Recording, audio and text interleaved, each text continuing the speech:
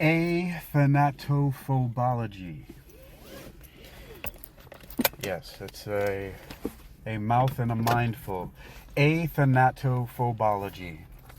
As far as I know so far, I have coined that term as the study of not fearing death, or the study of, well, I mean, that's literally the translation. Athanatophobology. Thanatophobia would be the fear of death, and way too many people suffer from thanatophobia. It's in the way that suffer is used a lot of times, when it says that people suffer from, certain ailments and suffer from this and suffer from that. In this context, I really, really understand how appropriate it is. Because the fear of death, thanatophobia, is pervasive. It's almost a panacea. I mean, wait a minute, that's wrong. It's almost a pandemic. But, I mean, what would be the proper term? Because, I'm very literal sometimes, maybe a little bit too much. Because pandemic, pan means all, and the eem part comes from heme, which means blood, and ik means pertaining to. So pandemic literally means all blood pertaining to, or pertaining to all the blood, meaning something that's in everyone's blood. So originally, like, a pandemic is, a disease that gets in everybody's blood, right? So, but this is, I'll figure out what is it, hey, how about a new term? Would it be Panmemic? Panmemic, pertaining to in everyone's minds? So, we'll see. That might be appropriate. Panmemic. Okay, so we'll see if Panmemic is appropriate. I don't know. But what I do know is that, let me close these windows, it's going to be a little loud as I drive here.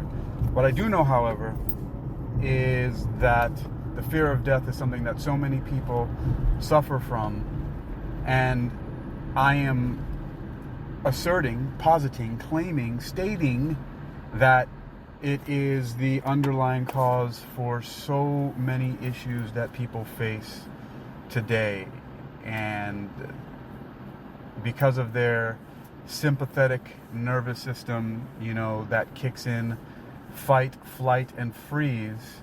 I'm focusing mostly on the freezing, or the catatonia, the inaction, the procrastination that the fear of death stimulates in many people. And the reason why I say it's panmemic, I'm just going to use that term right now, but the reason why I say it's panmemic in all minds, pretty much virtually in all minds, because of fear is not processed by many people in a very structured way. Even a lot of ancient rituals, for example,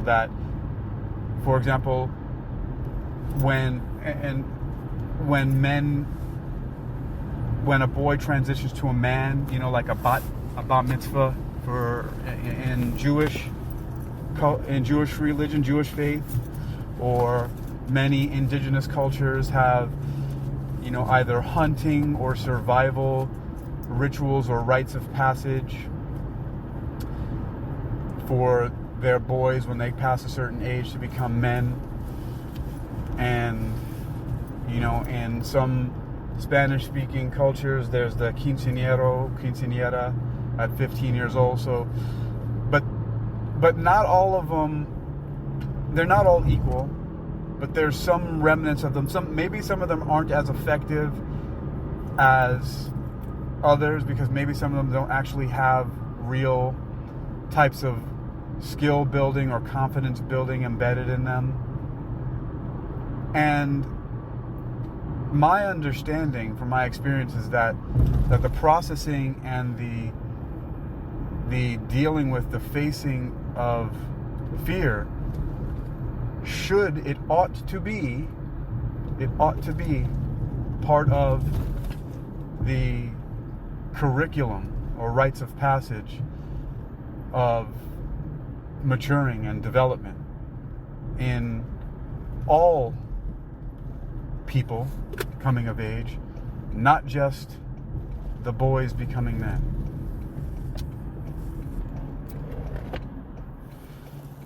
And it's important because fear is deeply rooted in ancient superstition. But even before that, it has its roots in survival, and rightfully so. The way that the body reacts, how adrenaline kicks in, awareness, various other things, right? The fight or flight.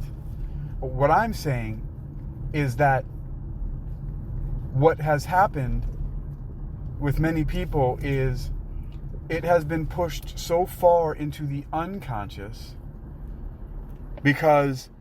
and so it is a reaction that is basically a panicked hysteria without any functional and effective response, because that's the difference between a reaction and a response. So originally, yes, it's great that fear response is that whole system that kicks in, the or the sympathetic nervous system, that is, and that helps us to survive, right? It's self-preservation. But there needs to come a point in everyone's life where it is processed and first by consciously acknowledging what it is, right? So bringing it to the conscious mind, bringing it to conscious awareness. And hold on, let me add a punch in these numbers here. What does this say? Okay.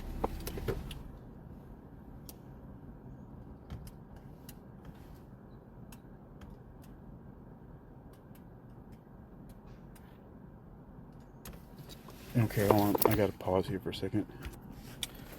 So again, I'm returning and I had to get this gate code punched in. So what I'm saying is that it's necessary for it to be acknowledged consciously and meditated upon intentionally, recognized every time that fear is felt, every time it's experienced, every time it comes up. We need to learn how to recognize it and then process it so that it becomes subconscious and it no longer is just a pure fear or dread that often results in very useless, panicked, hysterical behaviors. Now, while it's necessary for us to retain the various biological stimulations that happen in our bodies in order for us to have the increased strength, like the story you may have heard about a woman who lifted a car off of her child, or people who have these amazing feats of strength, speed, awareness, agility, all these things temporarily because their body gets kicked into that overdrive. So, and those things aren't necessarily fear. I mean, I'm sure that these people, some may have felt fear when these various things were going on. What I'm saying is that the fear component is not necessary, because a lot of fear gets pushed into the unconscious part of the mind and has never been dealt with.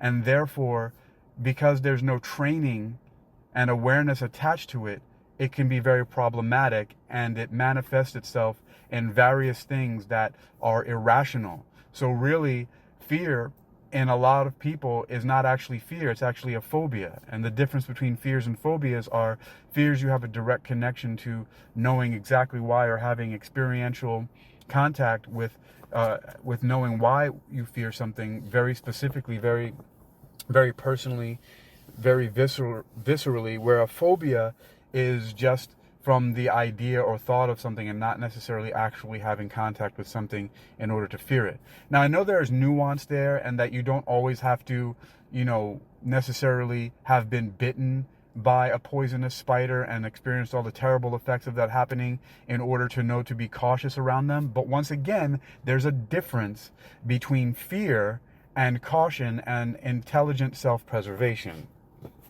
I shall return. So what's happening is that many, many humans are not in command of, or at the very least aware that the responses to various different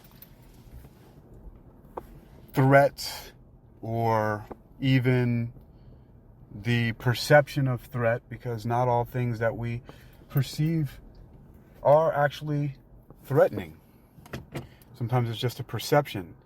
There was a very often used example of how the people would be walking somewhere, like hiking, for example. It could be any kind of scenario, but they would look over and see a snake and jump, and their heart, it would be beat faster. They would have all this panic and stuff like that, and then upon closer inspection realize it was just a very peculiarly curved or shaped stick, or just the way that the light was hitting it, it seemed like a snake. But even then, the reaction that is panic and fear, I am asserting, is not necessary for self-preservation. And the body can still have those internal responses where the biochemicals and things get ramped up enough so that your body can react when it needs to, but it doesn't need to. Your mind doesn't need to be blocked out. It's not necessary for panic to drive your thoughts into all kinds of incoherent directions, all kinds of images, all kinds of unknowns, which happens a lot. And I know that we can shut off and go to different places in our minds. So a good example, I was in the marching band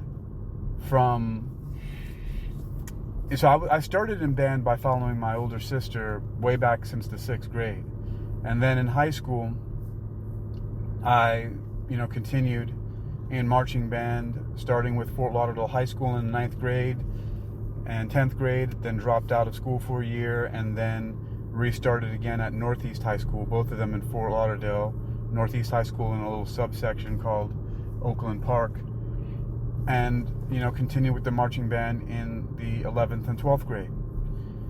And something that was really fascinating was that I remembered an experience that I have on the field, is that we would, during band camp, during the summer, we would drill these different field positions so much over and over again that one very interesting experience I remember was of how, when the competition finally came and we had to do the entire program from beginning to end, right, and execute that entire sequence on the field and hit our positions and formations and all that, especially during competitions, but we did it, at football games and things like that.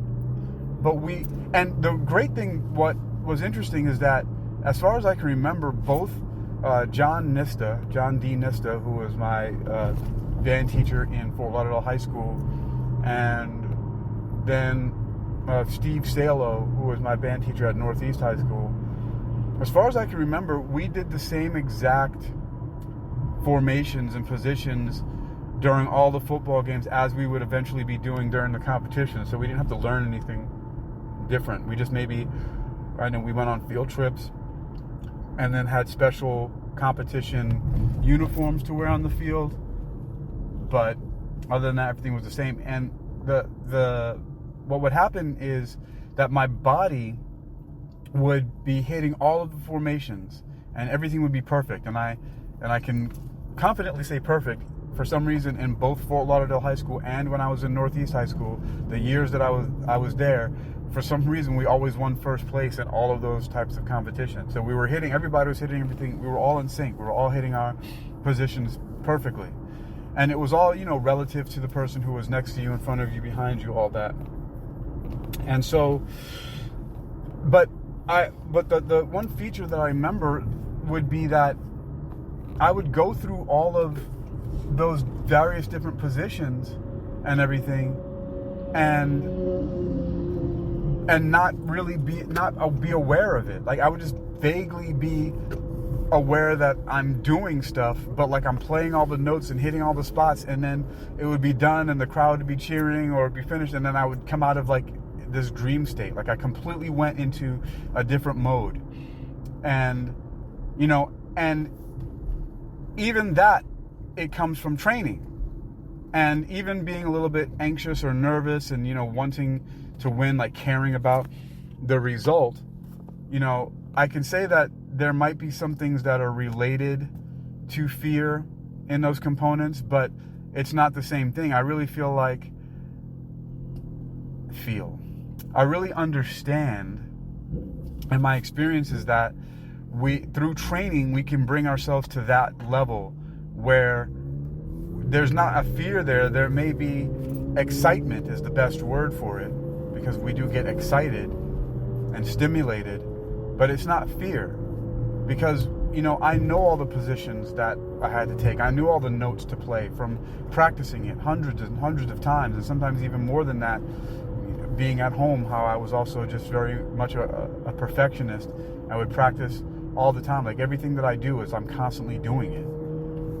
And so, like, I'm always finding some way or the other to think about music, to think about martial arts, to think about philosophy, science, and spirituality, my 3 M's, metaphysics, music, and martial arts, and in some way apply it. To think of lyrics, to think of melodies, to think of harmony, to think of various different movement sequences, and just on and on and on. It's just I'm in a constant state of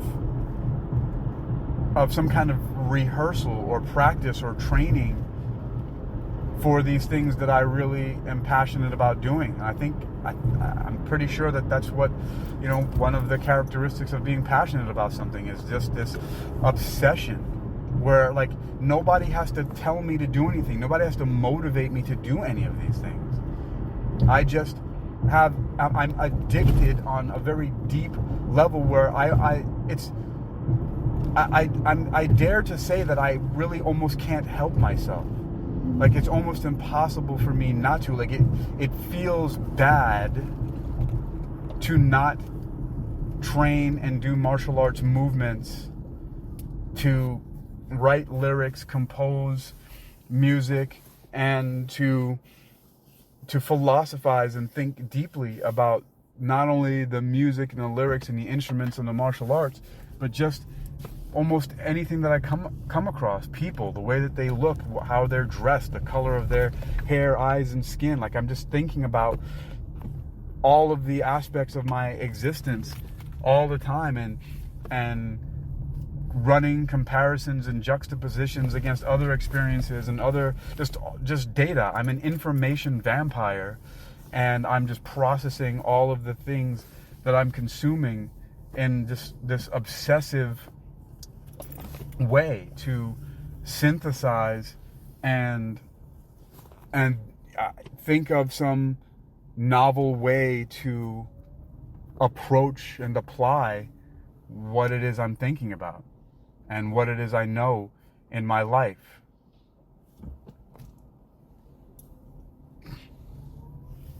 And so about fear, from all of these various experiences that I have and just the obsessive type of practice and processing that I have, I've realized that the same thing can be applied to fear, but a lot of people do not. And there are a lot of other things that I apply cognitive processes to and analysis, and that are related, and I'm just going to mention them just for context. But I do the same thing with hunger. I do the same thing with fatigue. I do the same thing with sexual arousal. I do the same thing with pain. In the past, when I used to drink alcohol and smoke cannabis and use acid and ecstasy, I would internalize and analyze the experiences while I was intoxicated and after. And I would also be preparing for it beforehand, which is one of the reasons probably why on, the hallucinogens, I've never had a bad experience. I've had some very interesting experiences, but never any what so-called bad ones. I've never had what people call bad trips. Now, alcohol, I can't say the same for. Tobacco, pretty bad stuff, but no bad experiences with acid or ecstasy for some reason, or cannabis. But yeah, alcohol, cigarettes, when I did take some pharmaceutical drugs before, I had one really bad experience, and that was the end of it. When I was 19, this guy named Mark Bird, he was like 31 years old. I was 19, and he gave me Klonopin and Jack Daniels, and I was out for 3 days. I think that you might call that a coma. And I actually got arrested for aggravated assault and aggravated battery against him. So he claimed, even though this guy Mike Bowden, yes, I'm calling you guys out, was the one who perpetrated the crime against him. Mike Bowden put a fork on the stove and heated it up and claimed that it was a gang initiation and burned this guy Mark Bird, who I think might have been in some ways mentally impaired somehow. I don't know if it's from the Klonopin or he was on the Klonopin for that, but either way, he shouldn't have been sharing with a 19-year-old alcohol or his prescription medication. And then I got accused of that. I pled down and got them dropped to misdemeanor. So thankfully in my life, I don't have any felonies. But, I could have, if I would have known it better, I could have used that as a counter complaint and gotten all the charges dropped. But yeah, so my point is that I've never had any bad experiences with certain things. And that the whole point, though, is that I have always made it a point to internalize the experiences that I've had and find a way to process them to make them useful. And this is because of my mother, who the first time I smoked weed was when I was 17 with a friend Mike, and we were inside my room. I remember watching Beavis and Butthead. My mom barged in and said, "Is that really all that you can do? Is that really what your life is about? You're gonna just do drugs, whatever?" And she gave us a real talking to.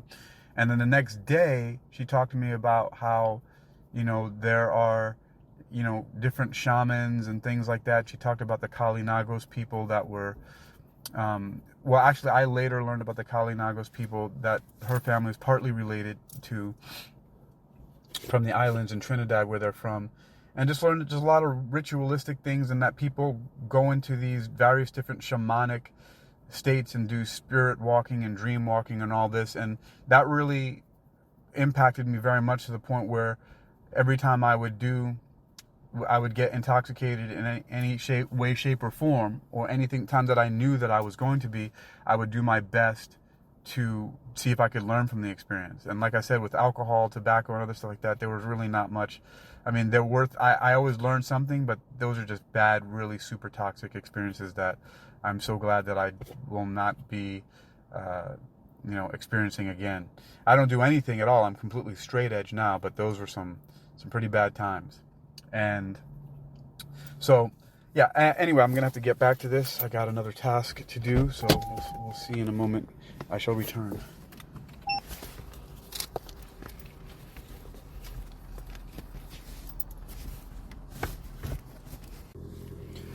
So, what I'm leading up to here, talking about processing the experiences, whether they were in the past, intoxication and fear, is for the practice of redirecting the energy of the stimulus, like redirecting the force. So one example that I think is a really good one, and it shows a partial use of this because it's incomplete. Not that it's ineffective, but it's incomplete to what I'm talking about of, Athanatophobology, the study of not being afraid of death. That's kind of clumsy saying that, the study of not being afraid of death, even clumsier than Athanatophobology. So, but we'll clean that up sometime later. But Tim McCarthy, who was a Secret Service agent who worked for, under the direction of President Ronald Reagan, he jumped in front of a bullet and caught a bullet in his gut in 1981 in March. I think it was March 31st or something like that of 1981. Maybe I was 3.5 years old. I remember hearing about it. There's a lot of things I remember from when I was really young. Maybe because of just really being very hyper vigilant, as one of my mentors, Elaine Perlis, from the Hypnosis Motivation Institute, said to me when I was doing my clinical residency. And evidence of my hypervigilance, I remember telling her once about, I was in the car with my friend Kevin, and I said, "Hey, I think your phone is ringing." And so I'm in the passenger seat, he's driving, and his phone was in his left pocket, which is all the way to the far left. I'm in the far right of the car, and I knew his phone was going off before he did. He said to me, he's like, "How the hell?" But it could have been also the wind, maybe because of how close he was to his window. His left ear was being, the sound was being obscured by that, and my left ear wasn't, because it wasn't as close as, I don't know. But, she said, and other experiences that I talked to her about, she says, they talked about it being hypervigilant and probably having to do with traumas or micro traumas. Either way, with Tim McCarthy, what he did was he jumped in front of a bullet. And in order to do that, you have to go through rigorous and extensive training to do so, right? Because there's an automatic fear response that we learn about guns and the pain and the fear of death. And so, we usually duck and cover when there are bullets. But his job was to use his body as a shield so that those bullets, the one that hit him in the gut, didn't reach the president. And so, now, the thing is, and I've never spoken to the man, I haven't really read anything much about the situation beyond what I'm really talking about here now, so I can't really speak to what was going on with him internally, but my guess is, because I'm familiar with a lot of other training, like martial arts training and other things that are similar in military training, and speaking to people who've gone through boot camp and Navy SEAL training and things like that, that the thing is that this is an extreme physical example of fearing something and doing it anyway, right? And so he may very well have felt fear, but the energy was redirected of what one does. So in place of the chaos that could be any number of things that a person starts to think when they are faced with a situation like that, being shot at, people's thoughts go to all kinds of religious things, the end of life, their family, like all these panicked and hysterical types of things, and the pain they're going to feel and the discomfort, and what if they don't survive, and they feel sad, like all of these things just hit them. This is what it means, in essence, when somebody says their whole life flashed before their eyes, right? Is just they get flooded with all kinds of thoughts, senses, emotions, memories, and things like that, because they're panicking. And so what happens is that in that kind of training, and I'm speculating here, right, to make the point, that all of that stuff that could have been redirected to cowering, right? Cowering is like, closing your eyes and ducking and falling on the floor, or running away, or running into things, like things that people do when they have no training, right? But instead, in its place of what all that, because he very well could still have had all of that light flashing before his eyes stuff happening, right? All that panicked, hysterical stuff. But what is done with that is that what the response is put in its place. There's a different physical response put in its place, and that's the important part for his job. I don't think anybody cares what he was thinking or how he feels, right? I'm being very harsh and just real here, but whether or not he gets the job done, right? Which is to not let the president get hit by the bullets and he get hit by the bullet instead. Because the president, and for all intents and purposes in this situation, is more important. The president's life is more important than the Secret Service agent's life for that situation. So now what I am saying is that not only can you train out the chaotic the menu, or the chaotic field of choices that is there, like, there are all of these different panic reactions that people have that they've learned because they've seen other people do. They've seen people duck, they've seen people scream, they've seen people cry, they've seen people beg, plead, like all of these things that people do that are really directionless. Like none of these pathways are stronger than the other when people don't train. See, this is the point here. If you don't train for something, a lot of those different neural pathways that the energy has to go towards as a response, which really in this case they're reactions, because the reaction means that there is no particular direction for this to go. A reaction is more subconscious, that you've trained it so that you've given it a subconscious choice to go to, where the unconscious fear, this panic and hysteria, is when there's no primary channel for that energy to be channeled through. And so what I'm saying is that, yes, while Tim McCarthy and many other people may have found a way through the training to channel all that panic and hysterical energy into doing a specific thing, right? Because they made it stronger for these specific scenarios that are linked through imagination and explanation and various other ways to make sure that that's the response when faced with a situation like that. What I'm talking about addressing is the actual panic and hysteria, and that you also don't have to have all of those various different things flooding your system, which can slow you down by microseconds or even longer. And so it's actually not the most efficient route to take. And I'm sure that there's advanced training probably in, very well funded organizations and or higher echelon governmental or military or even private off the book and what could be called breakaway civilization types of organizations, groups, and factions. The verifiers that I'm talking about, for example, that run this whole fucking place and their damn intrusion vector. But back to this though, so what I'm saying is that you can also change so that there's actually not that kind of fear.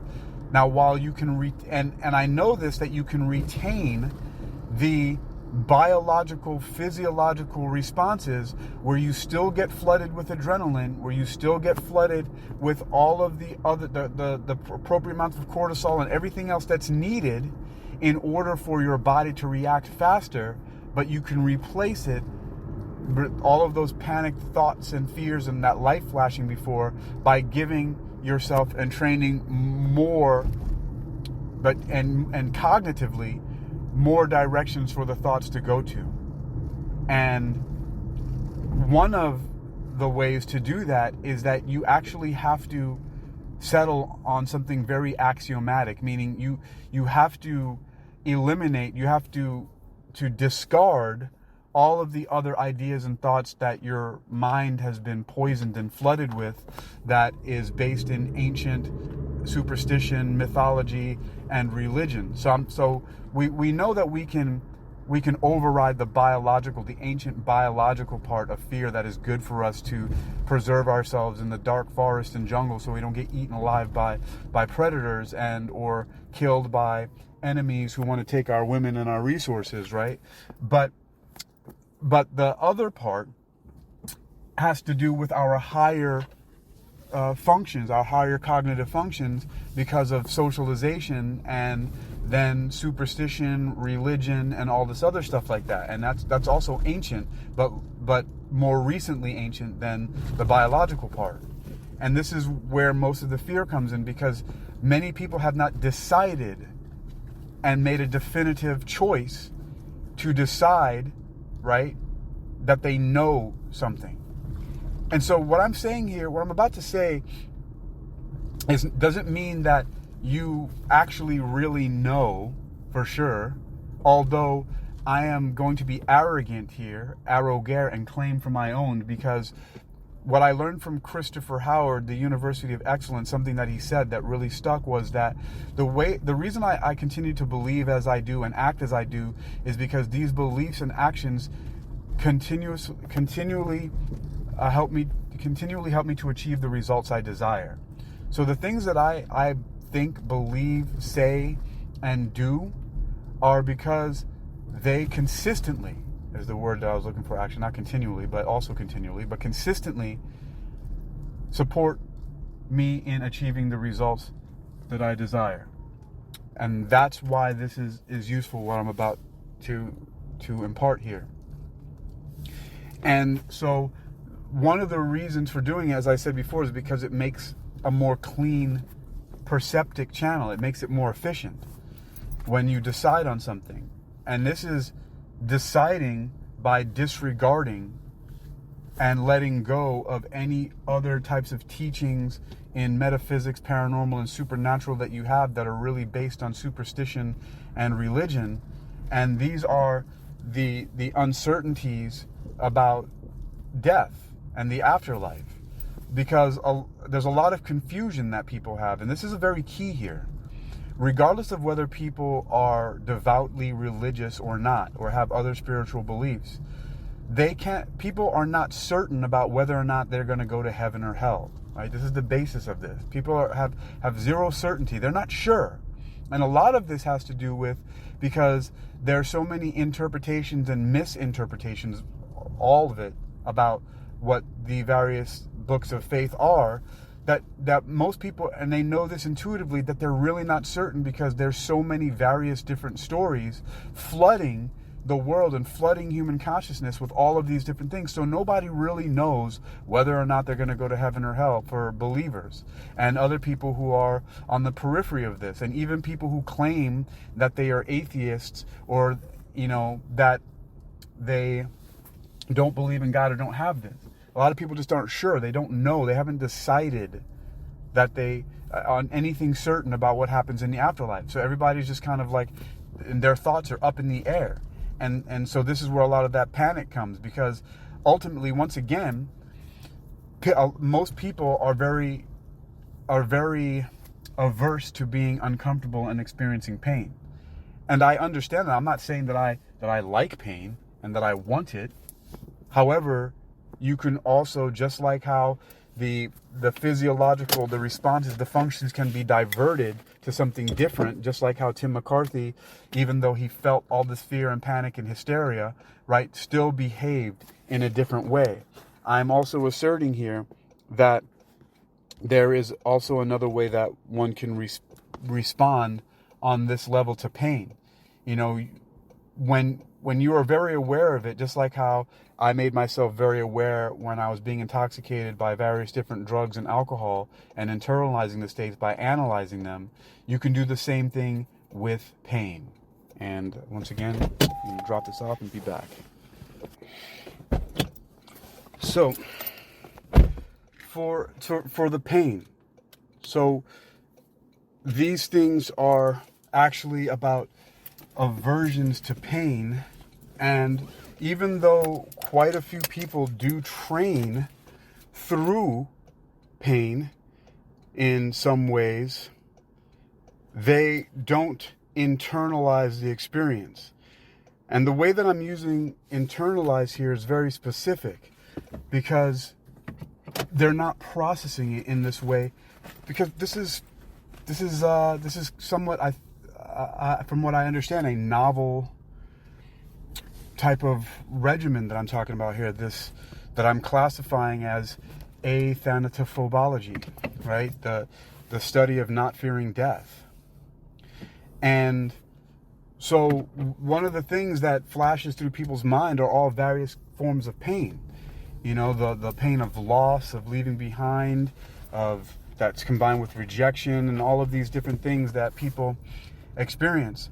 So, for example, and this is a personal anecdote, and I'm not recommending this. Don't do this kind of thing. You know, I have a lot of experience through 4 decades of training martial arts and doing insane things. So, you know, do not attempt this at home. But several times a week, you know how when people do push-ups and they push away from the floor enough so that they can clap their hands and then drop back down. I don't know if they're called jump push-ups or whatever, or clap push-ups, whatever that is. Well, I do that on my knuckles, except I push away from the floor and my knuckles slam back into the concrete. And I've worked my way up to doing that gradually. And then I also hit, 150 to 200 pound heavy bags that are covered with leather, with bare knuckle. And this is just part of that training. And I work myself up gradually. I don't overdo it. I make sure that if there are times when there's been any great amount of discomfort, or if there's any, like, for example, I don't know how it happens, but every once in a while, a little small rock somehow sneaks its way between my knuckles and the concrete, and it digs into the bone a little bit there, or to the calluses that are formed over my knuckles. So it's not too much fun.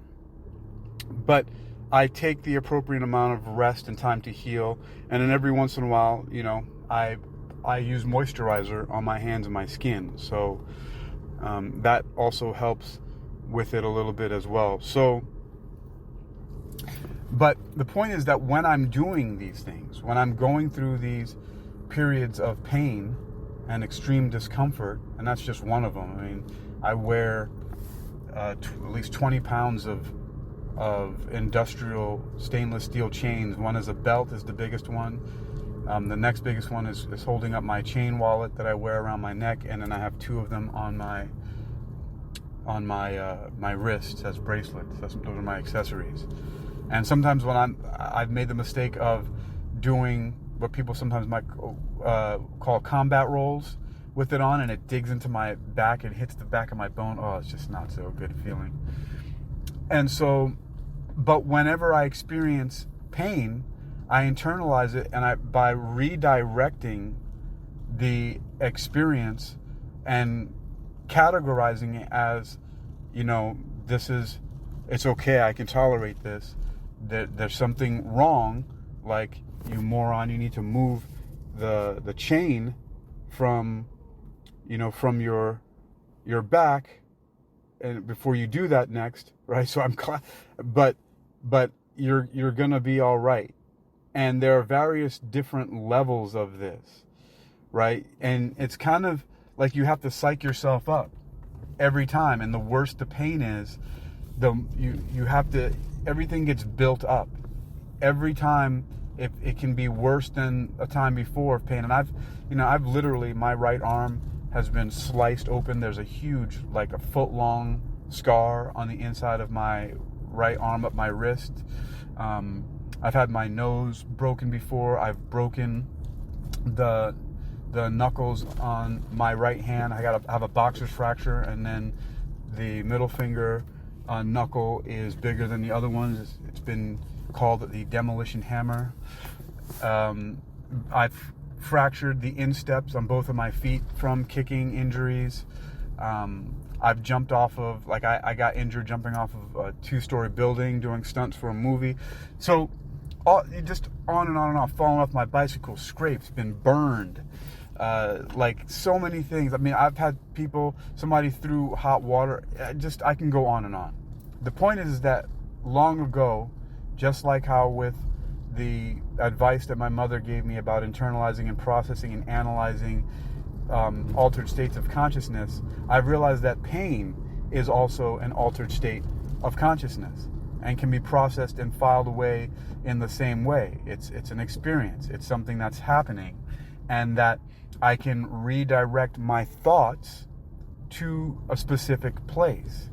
Now, I think I mentioned earlier about my mom talking about how I would Hulk out and, how I would become enraged by a lot of different things, specifically people trying to control me and tell me what to do.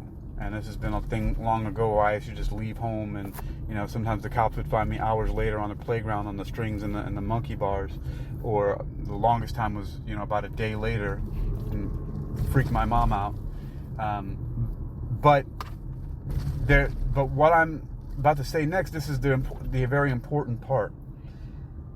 So first I was going to talk about about overriding and discarding a lot of the ancient superstitious religious ideas about damnation and eternal punishment and things like that, because all of that stuff is connected to pain and the fear of pain and the anxiety of pain and the anticipation of pain, which that's really a big part of what the physical sensation of pain is.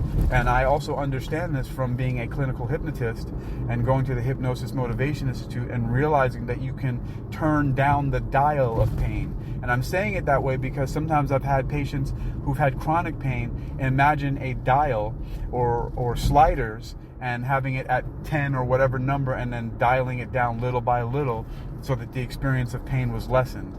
Not to completely remove it. Sometimes we're able to get the pain down to where it's a pressure, so that they know that there's something wrong there and that there's certain things that they shouldn't do, right? Because they don't want to aggravate it or make the injury worse. But we can turn it down so that it's not, because a lot of times pain can be so much, and when it's chronic, that there are people who've actually killed themselves or just really just go loony, go batty, because the pain is so much it becomes intolerable. And a lot of people just want it to be over, and they'll do almost anything. That's why people take pills and certain drugs and medications, and they'll take it from the doctor just to make the pain stop. So I understand that. I get it. It's not like I'm not a monster in that way. The beast lives within me in other ways, but not that way. I totally get it. Now, speaking of beast, what I'm saying here about hulking out is, first, I don't know if I should go about the removal of the internal damnation thing, but what I've actually done is I've decided, first and foremost, that one, like with the pain of the slam push-up, the slam knuckle push-up, right? What would I call that? I'm going to give that a name. The concrete slam knuckle push-ups, yes. Yeah, that's what we'll call it. The concrete slam knuckle push-ups, right?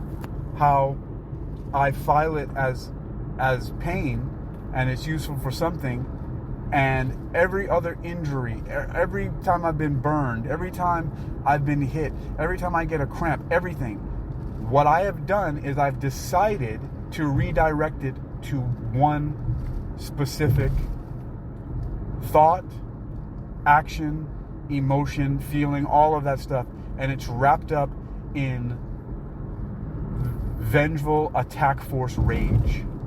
I've decided that that's where that energy is going to go. So I basically modeled the Hulk, but made it for real life. And I know, right?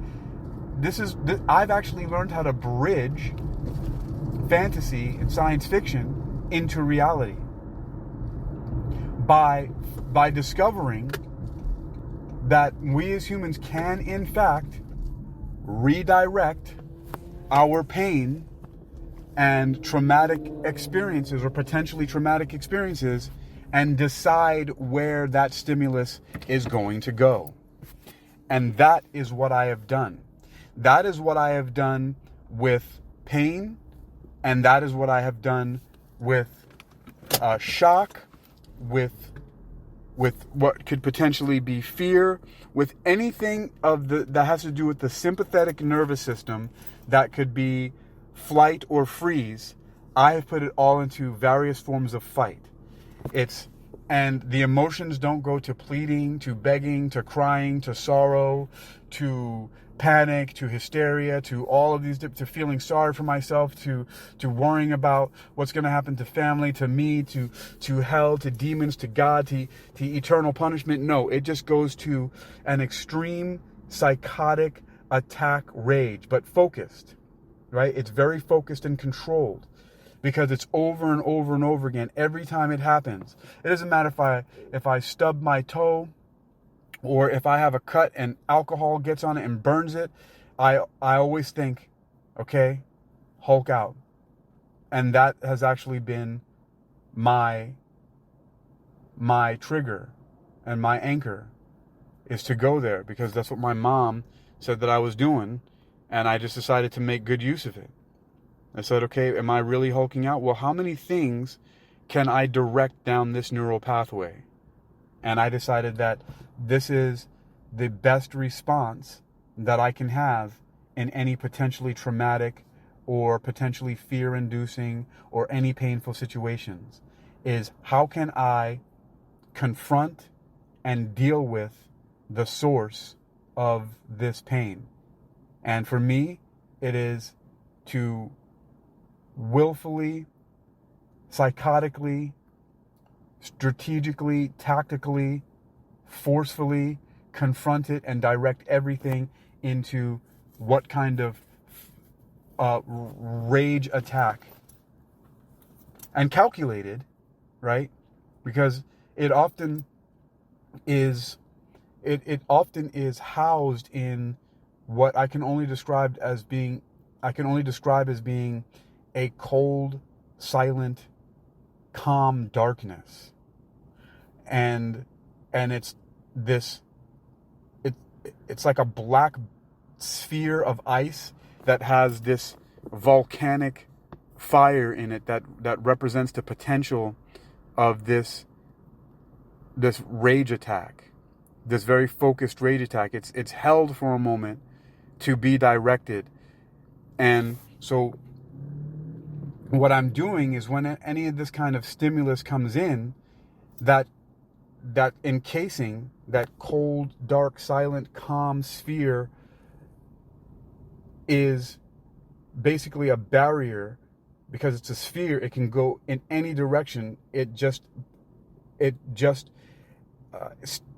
stimulates, it turns on, it activates, is the word I'm looking for, activates my awareness in as many directions as I can perceive, to find and locate the best outlet, the best direction to steer that rage attack. And so in a way, that's kind of like being the smart Hulk, right? Like you have all of that potential energy, but where does it go? And so the point that I've been making here is that most people have not ever done anything like this at all with fear or pain or any potential trauma-inducing experience. And my understanding, because I'm very radical and extreme, and I don't know how I've been radicalized this way, but I've decided to do it. Well, I can't completely say that I don't know how. I was radicalized in this way originally because of insecurity. Because, admittedly, I've never wanted to be bested. Growing up, just like how a lot of young men, and especially men who don't train, they think that they're the best in the world. Like everybody thinks that they can fight who hasn't trained and hasn't been in confrontations, like been on wrestling teams and boxing gyms and things like that, to really realize that there's a lot of people that can whoop your ass, right? And I've had plenty of those experiences, training in martial arts and wrestling and street fights and all that I completely understand that saying that says that there's always going to be somebody bigger and badder. Well, that's the truth. And that's very disheartening, discouraging, and disturbing sometimes to think about. So I've had to continue to think of ways, well, how can I ultimately really overcome all of that? And the way to overcome all of that is to overcome and defeat the fear of death. And you don't do it in a way where you're reckless with your life. You still maintain an intelligent self-preservation. But what I found so far as the most effective way to do that is by taking any potential threat stimulation and directing it ultimately into a what I'm describing now as the potential for a enraged attack, right? That's what it's for. And when you do that over and over and over again, that's what happens. Now, I'm very careful to say it's a potential for a rage attack, because not everything warrants a rage attack. Sometimes it warrants a mild attack or a mild defense. And attack and defense in this situation are very similar, because there's been situations where people have snuck up on me and tried to scare me and things like that. And fortunately, there's that microsecond, that attosecond, whatever that femtosecond, whatever that very small amount of time, that barrier of that cold, dark, calm silence that is encasing that enraged, that potential rage attack, right? It gives it a little tiny bit of a buffer. But at any moment, that flame, that fire, that volcanic rage attack can explode. It can escape its containment. And that can only be achieved through training every single day. You have to be neurotic about it. You have to be very dedicated to deciding that all the stimulus that happens like that, you already have prepared by thinking about it, by analyzing, by creating it, by building this entire world. And it could be a small world, but it's this world of my responses to threats are a potential enraged attack, which doubles as a defense. And that's where the elimination of fear can be found, is when you provide yourself with an option. And I'm going to address one last thing that I touched on a little bit, because you have to go deeper here if you want to really ultimately master your understanding of death and fear, and what I'm calling Athanatophobology.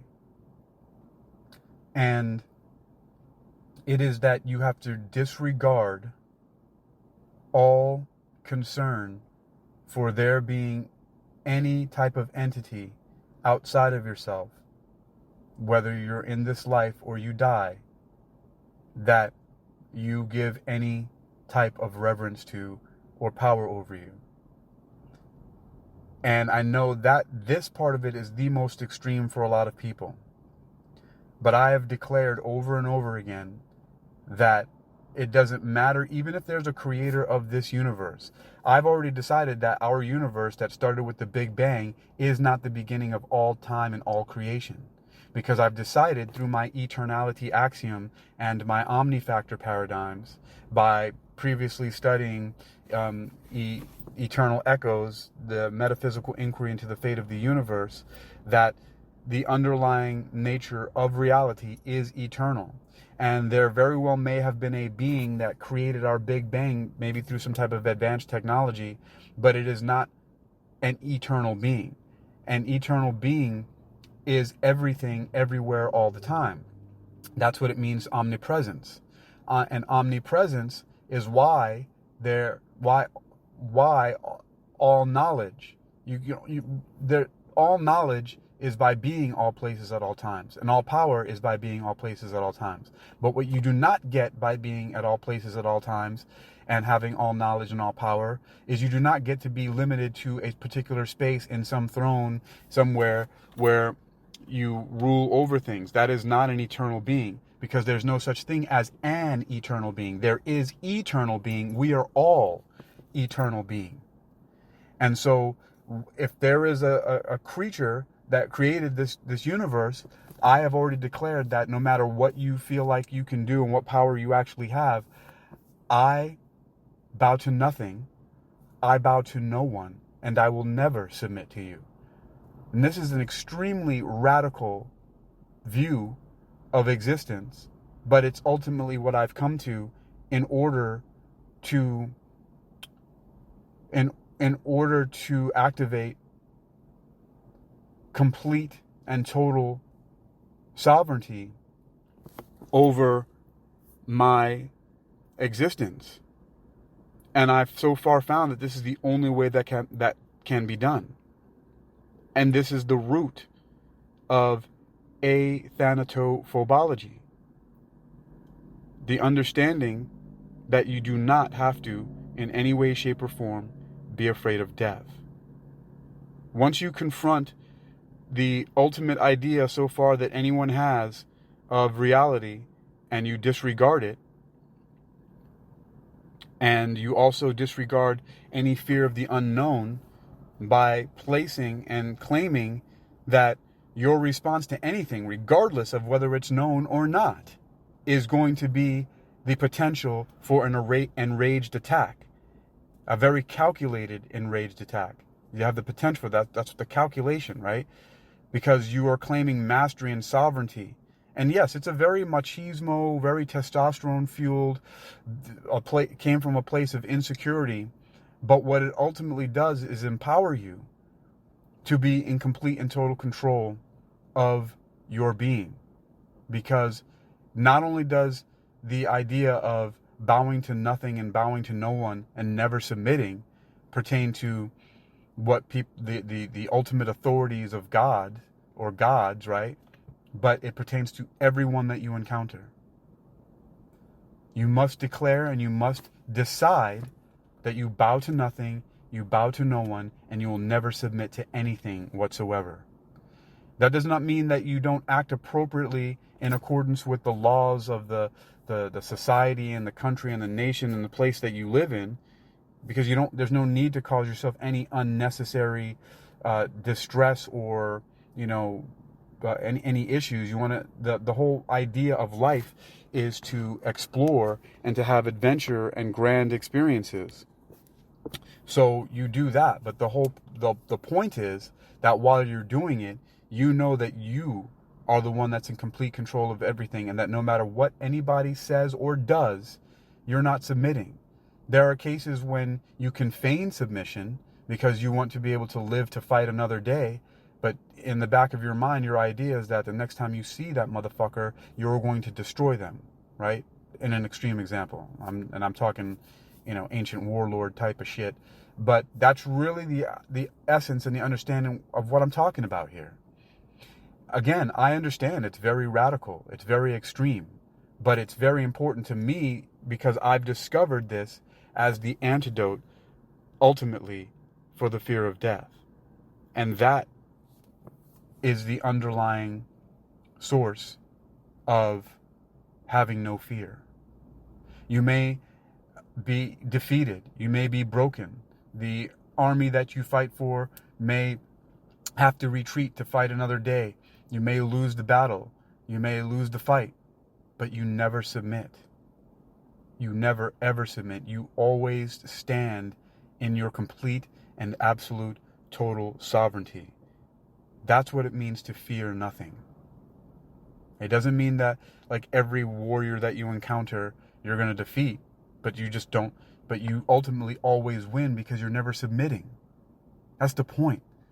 That's what I think is, what I know, what I feel, what I understand to be the point of life. That's what the word real, if you think, I speak Brazilian Portuguese because of all these years of being exposed to capoeira. And the unit of currency in Brazil is the real. And the real is spelled R-E-A-L. And when you look at the etymology of the word real means royal. And so the word reality means royalty. And so if you are to claim to be a sovereign, you are claiming to be royalty. You are claiming that you claim reality and understanding and an absolute standing, an absolute grounding in reality. And so when you do that, you are royalty.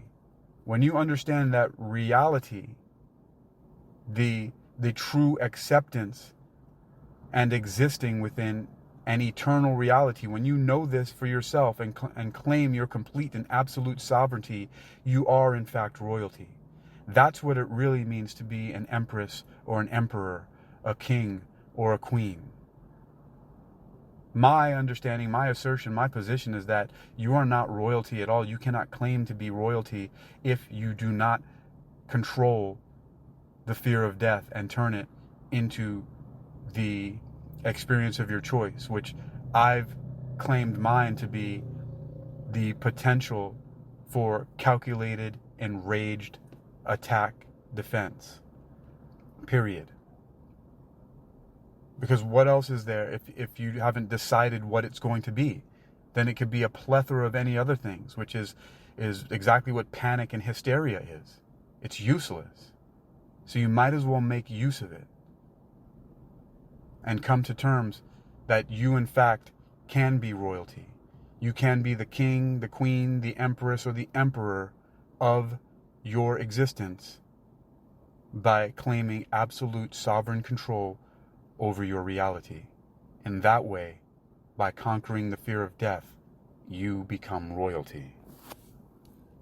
I am Hakim Ali Bokas Alexander.